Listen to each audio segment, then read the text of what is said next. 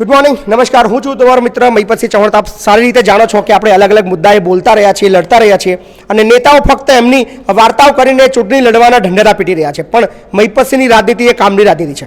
આજે પણ મહિપતસિંહ એના સંકુલ જ છે. મહિપતસિંહ કોઈ જગ્યાએ નથી ગયા, પણ ખેડા જિલ્લાની અલગ અલગ વિસ્તારની અલગ અલગ ગામની જે બહેનો આવી છે, કોણ છે એ બહેનો, શા માટે આવી છે, એ તમામ મુદ્દે આપણે ચર્ચા કરીશું. શા માટે અમારા સંકુલે આવી છે, શા માટે એ મહિપતસિંહ પાસે ન્યાયની અપેક્ષા લઈને આવી છે. એક બહુ મોટો કિસ્સો છે, કારણ કે ખેડા જિલ્લામાં બહુ બધા નેતાઓ છે, પણ એ બહુ બધા નેતાઓની અંદર કેમ આ બહેનોને કે બીજા ભાઈઓને, બીજા કોઈ લોકોને એ નેતાઓ કેમ નથી દેખાતા અને ન્યાય અર્થે શા માટે મહિપતસિંહ પાસે આવે છે? પહેલાં આપણે સવાલ એમને લઈએ. બેન, તમે બધા અહીં કેમ આવ્યા છો? પહેલાં મને એમ કહો ને. અમે અમારી લડત માટે, કારણ કે અમને, હું હૈદરાબાદ મારું ગામ, મારું નામ અરુણાબેન કિરીટભાઈ પટેલ, હું સંધાણા પીએસસી મારી ફરજ બજાવું છું. અને આજે અમે લોકો આવ્યા છીએ આના કારણથી કે અમારે 10 મહિનાનો 50% વધારો નથી મળ્યો, પ્લસ અમને જે 2500 સરકારે નક્કી કર્યું છે એ બી 6 મહિનાનો બાકી છે. 6 મહિનાનો 2500 રૂપિયા જે વધારો 1 એપ્રિલથી નક્કી કર્યો હતો, એ એપ્રિલ, મે, જૂન, જુલાઈ આપ્યો છે. ઓગસ્ટ, સપ્ટેમ્બર, ઓક્ટોબર 6 મહિનાનો બાકી. નવેમ્બર, ડિસેમ્બર, ઓગસ્ટ, નવેમ્બર અને ઓગસ્ટ, સપ્ટેમ્બર, ઓક્ટોબરનો બાકી અને જાન્યુઆરી, ફેબ્રુઆરી, માર્ચ એ બધાનો બાકી. નવેમ્બર, ડિસેમ્બરનો વચ્ચે ખાલી વચ્ચેનો ઘૂસ મહિનો આપ્યો છે. એટલે છેલ્લા 4 મહિનાનો ઓર્ડર દીધા, પ્લસ આ બાજુના 3 મહિનાનો ઓર્ડર દીધા. 6 માસનો બાકી. જોઈ રહ્યા છો તમે? કેમ આ નેતાઓ પાસે કેમ નહીં જતા? તમે મહિપતસિંહ દ્વારા પર કેમ આવ્યા છો?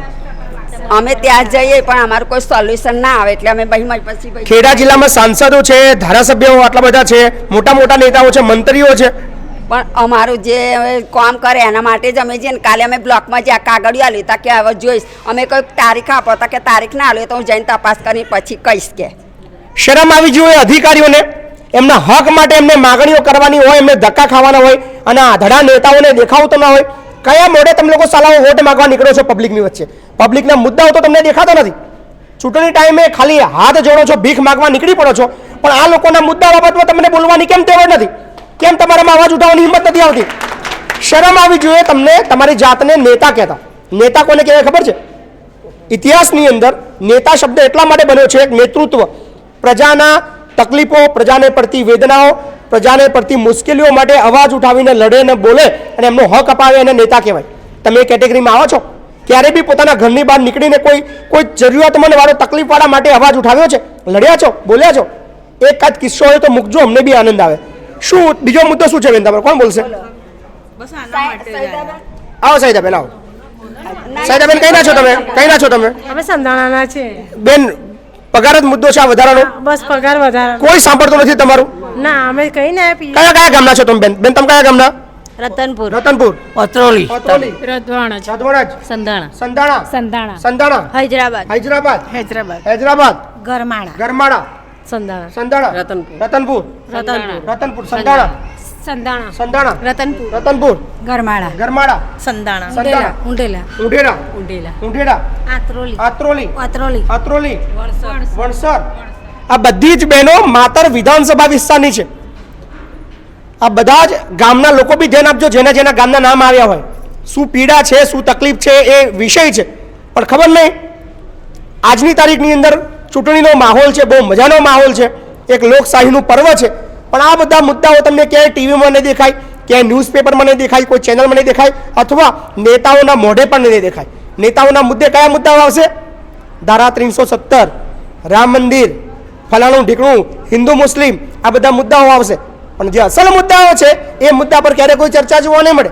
શું પીડા છે, આખી જિંદગી તકલીફ, આ તો ખાલી નાનીકનો મુદ્દો છે. આ સિવાય તો સમગ્ર ખેડા જિલ્લાની અંદર અસંખ્ય મુદ્દાઓ છે જે મુદ્દા પર કોઈ વાતચીત કરવામાં નથી આવતી. શરમ આવી જોઈએ. પણ આપણે વાત કરીએ છીએ અત્યારે તંત્રને એક અપીલ કરું છું.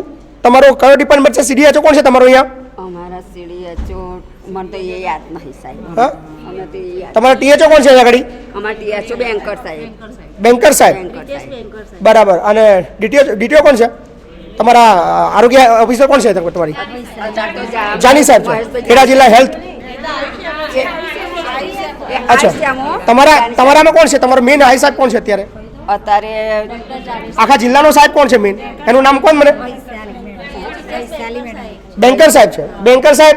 અને એ સિવાય ચલો અમને કદાચ બહેનો ખબર ના હોય, એમને બી ખબર નહીં કે કોણ છે અત્યારે મેઇન સાહેબ ખેડા જિલ્લાની અંદર.